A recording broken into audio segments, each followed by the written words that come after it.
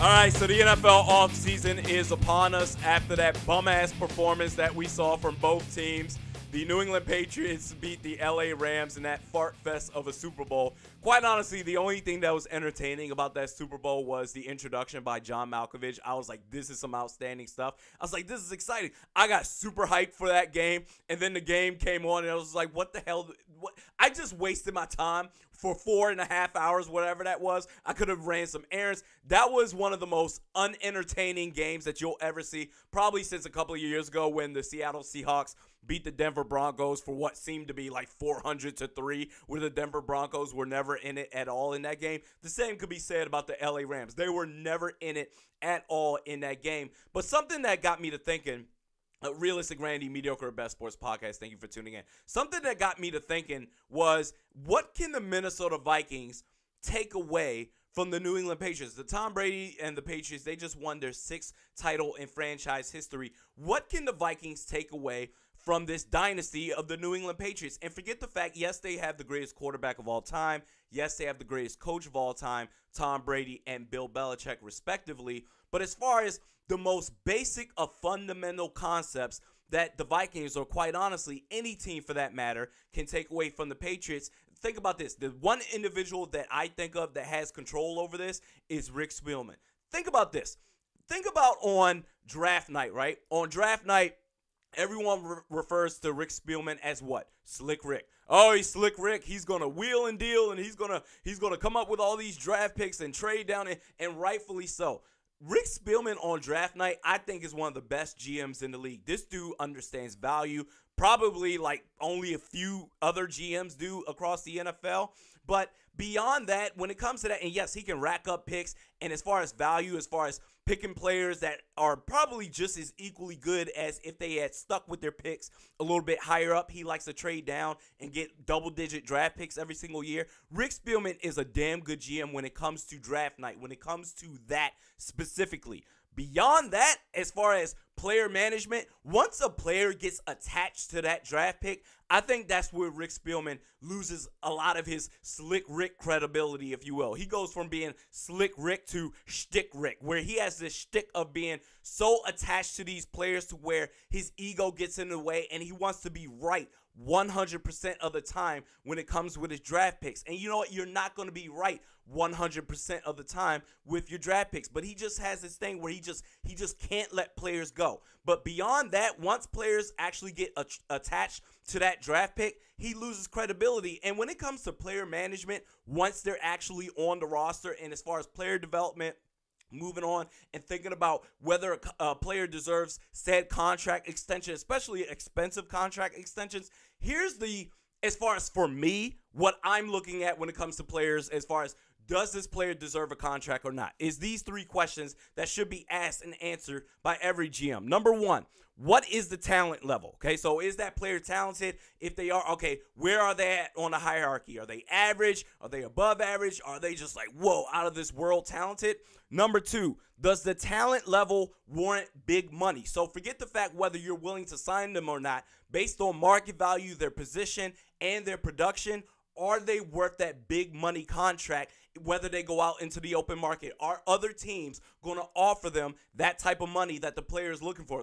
Every player is trying to go out and look for, oh, I deserve all this money. Are they worth it? If the answer is yes, okay, fine. Number 3, does the impact affect the bottom line? So does the impact of that player affect the bottom line? The bottom line of every team is you're trying to win. Ultimately, you can have like the Arizona Cardinals where maybe their bottom line is building up Josh Rosen and building from the ground up. That's fine. Or the Cleveland Browns.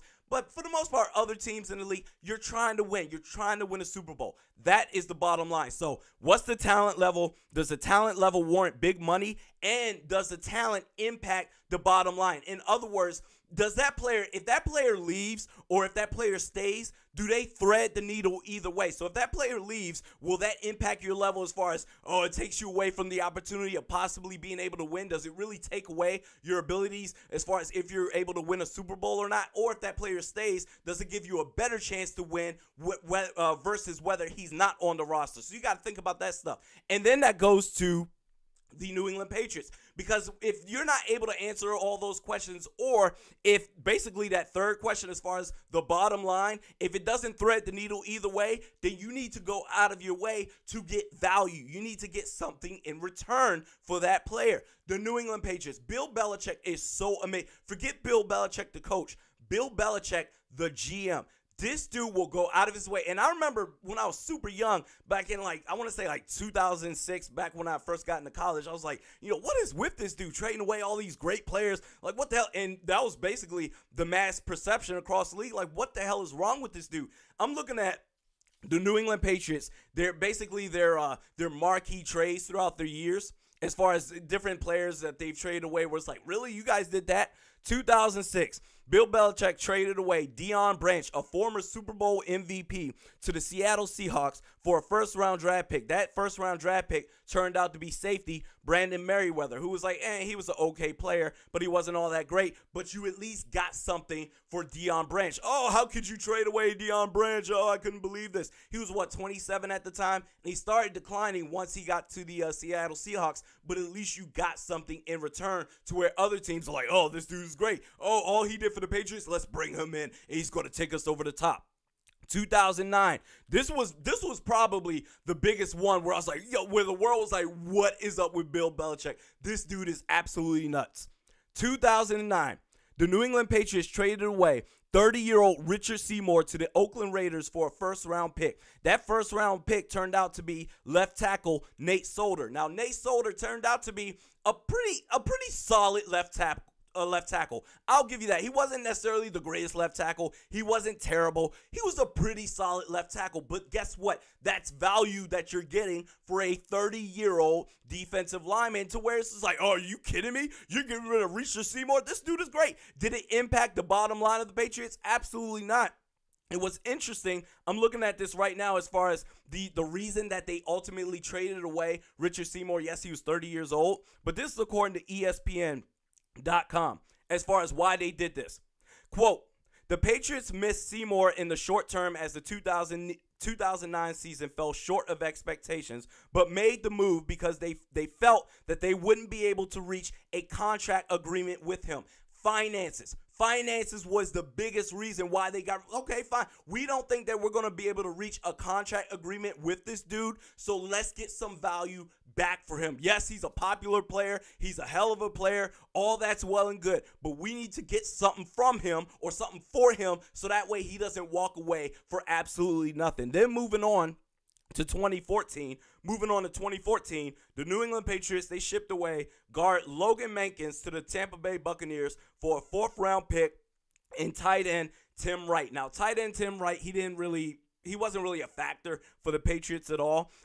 Logan Mankins, they traded him to the Tampa Bay Buccaneers. But what's interesting is that draft pick, that fourth-round draft pick that they got from the Tampa Bay Buccaneers, that fourth-round draft pick turned out to be defensive end Trey Flowers. Now, I'm looking at defensive end Trey Flowers, his stats the last 2 years.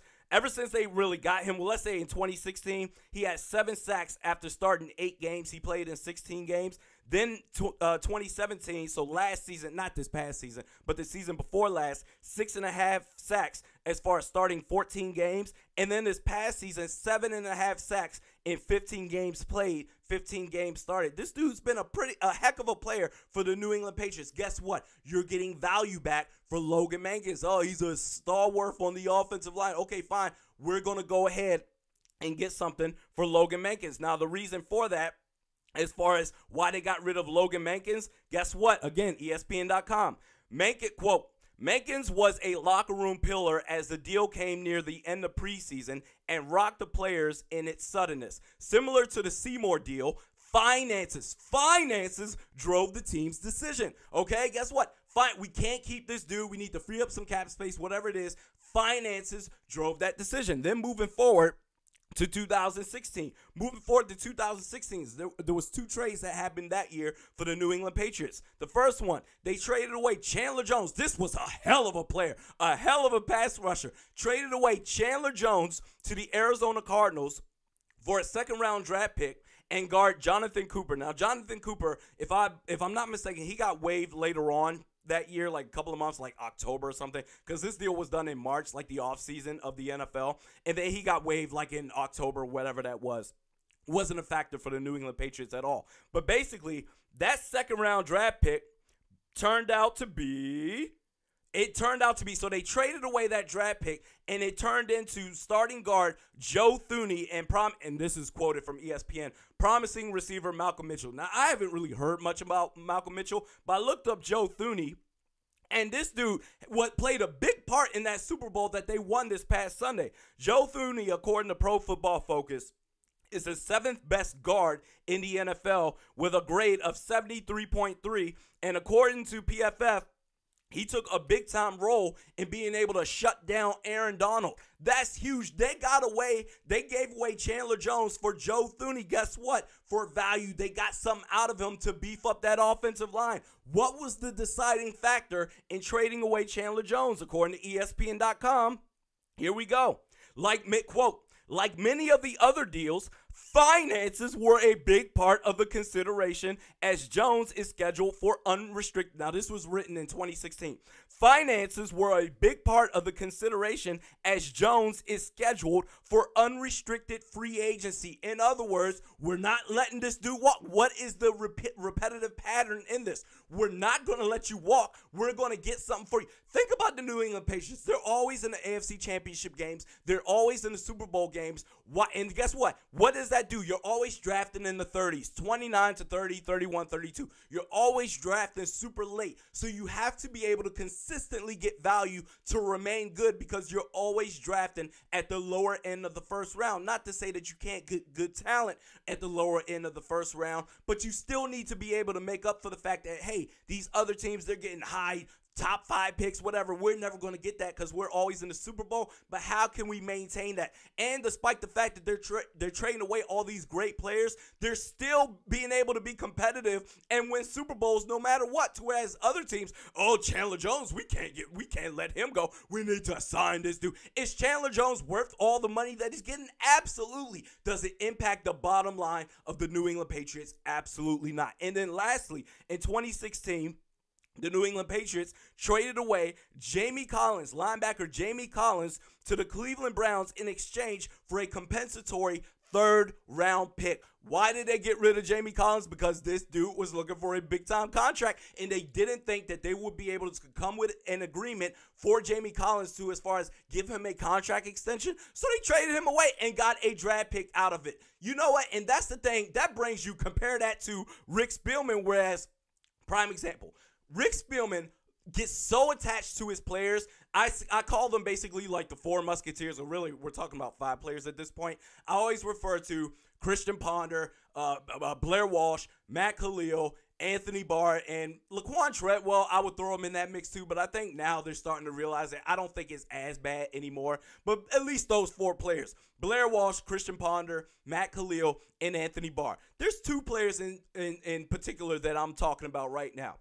Matt Khalil, for as terrible as he was for his career outside of his rookie year, for some reason, this dude, Rick Spielman, would not check the archives of this podcast. I was saying for years before Matt Khalil ultimately walked away, I was like, they need to get rid of this dude. This dude is a bum. Not only did you sign Matt Khalil to his 5th-year option at the time where this dude made, according to Spotrac.com, $11 million freaking dollars to be a bum-ass left tackle, you let him walk away for nothing. And for whatever reason, teams still thought that you could get something out of him. Oh, Matt Khalil, he can come to our team. We're going to turn him back into the star that he was at USC. And don't tell me that this dude wasn't looked at as far as value with other teams, because as soon as he walked away from the Vikings for nothing, because that's Rick Spielman's problem, he will latch on to that player until there's nothing left on the contract and they walk away. At least get some, but his ego, he won't let push his ego to the side to say, you know what,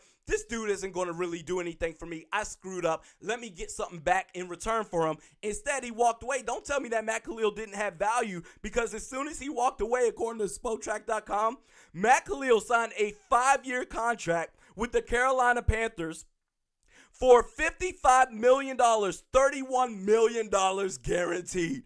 Really? Really? You couldn't have traded away Matt Khalil for anything? And that's the thing, man. You let him walk. And don't talk to me about, oh, there's no value there. You could have got something for him. And that brings me to, and look at Matt Khalil since then. He's been a bum over there too. Carolina, they can't get rid of him quick enough. They're trying to get rid of that contract. I don't know what it is about these I swear, I'm not even trolling. I really think I could at least be a decent GM because I'm not going to be attached to players. I'm not going to say, oh, that was my draft pick, so I'm going to run this dude into the ground until there's nothing left. I'm going to be like, oh, yo, y'all think this dude is hot stuff? I'm trading him away right now, and I'm at least not going to look foolish and say, hey, we walked away with something of value. That's not to say that you're going to get a great player like the Patriots did with Thuney or anybody else. What's his name? Trey Flowers. That's not to say that you're going to do that. Football, when it comes, quite honestly, any sport, when you're talking about managing players, picking players, drafting players, signing players, it's all a crapshoot. It's a system league. Are they going to fit in your system? Are they going to be productive? That's all well and good. You're not going to really know until they get on the field, but you have to at least make the effort to consistently get return from them. That's what the Patriots have always done, and that brings me to the bigger picture. As far as Matt Khalil right now, okay, or not Matt Khalil, Anthony Barr, all these articles, and you know what, quite honestly, I'm not going to sit here and spend another second talking about why the Vikings should not re-sign Anthony Barr. Because quite honestly, I'm tired. I'm sick and tired of this being a subject. And the only reason this is really getting brought up is because of all the articles, all the headlines, all the media. Oh, the Vikings, are they going to be able to make cap room for Anthony Barr? What do we got to do? And think about this. The Patriots, they got rid of a Super Bowl MVP in Deion Branch. They got rid of Richard Seymour, Chandler Jones, all these players, Jamie Collins, all of those players who have been light years, head and shoulders better than Anthony Barr could ever wish to, or hope to be as an NFL football player. And we're sitting here talking about, oh, what do the Vikings need to do to retain Anthony Barr? I'm not going to go over the reasons why. You can check the old podcast. I'm not going to repeat any of the stuff that I've said. I'm honestly so sick and tired of talking about that. But we're sitting here talking about, oh, what can the Vikings do to retain Anthony Barr? I said it last year. You should trade him. Trade him. Teams across the league think that Anthony Barr is all so great, and oh my God, you should get something from him. And now Rick Spielman is running the risk, just like you did with Matt Khalil, that Anthony Barr is going to walk away for absolutely nothing. You don't need to do that. You need to get something for him. So that's honestly what Rick Spielman, and I don't care that, and you know what? I've criticized Mike Zimmer as far as him just basically being a glorified defensive coordinator, and that is 100% true. I don't think the Vikings can do anything with Mike Zimmer as a head coach. Now, Gary Kubiak and, goodness, who's the offensive coordinator we just resigned? Kevin Stefanski, okay? They could very well do something. Now, I have always said, if the Vikings are going to do anything with Mike Zimmer, that's where they're going to have like a double head coaching style, where basically Pat Shurmur was the co-assistant or co-head coach with Mike Zimmer for the Vikings in 2017. Then 2018, you went John DeFilippo. That didn't work out, whereas Mike Zimmer was basically the head of everything. I don't care that Mike Zimmer went out during the offseason last year and talking about, we are not trading Anthony Barr, basically addressing trade rumors that never existed for Anthony Barr. We are never trading him. And if I'm that's on Rick Spielman. I'd be like, look, Mike, I appreciate the fact that you love Anthony Barr. That's great. But your blind love for this dude can't get in the way of what's going to be best for this team. You need to coach. Let me be the GM. You need to get it together, Rick Spielman, because your ego and your willingness to let Mike Zimmer basically push you around in public is not doing anything for the team. And if you sit there and with all the money that Kirk Cousins is getting, all the money that Danielle Hunter is getting, Eric Hendricks, Harrison Smith, all these players, Stephon Diggs, you're going to have to pay Adam Thielen market value, okay? He's getting chump change compared to his production. All these essential players that you have, and does Anthony Barr thread the needle? Either way, is the defense going to completely fall apart, or is it even going to suffer a little bit with Anthony Barr gone? I don't believe that it is. The 3 games that he was out for, most notably the Saints, they held Drew Brees to like 120 yards passing and 1 interception? Okay, they did well. The offensive line just couldn't block worth a damn. And then when he's on the field, it doesn't do anything either because I don't think he tries very hard. Okay, so I'm just sick of this whole like, whoa, we need to squeeze let's cut these plays. Let's squeeze. We got to maintain this dude. No, we don't, because it doesn't impact the bottom line. If the Vikings are going to win a Super Bowl, they can win one with or without Anthony Barr. And if you can win with or without a player, that doesn't mean you don't have to go out and blow the bank and bring the Brinks truck out for this one dude, because it's blind loyalty. That's the only reason that you're going to keep this dude. Get something for him. You could have got something for Matt Khalil. You can get something for Anthony Barr. Franchise tag his ass and trade him. That's what you can learn from the New England Patriots. Not this blind loyalty or being attached to players and that's my son and all that. Man, get that crap out of my face. Bill Belichick is a heartless SOB. That is a heartless coach, but that's what you need, a heartless coach and a heartless GM. He will get rid of players where you're like, scratchy, like, what are you doing? And guess what? He'll get something and he'll either turn it into something, but at least he got something for that player. And guess what? The Chandler Jones, Jamie Collins went to the Cleveland Browns. Did the Cleveland Browns get better once Jamie Collins got there? No, they got better once they got Baker Mayfield. Chandler Jones, he's what?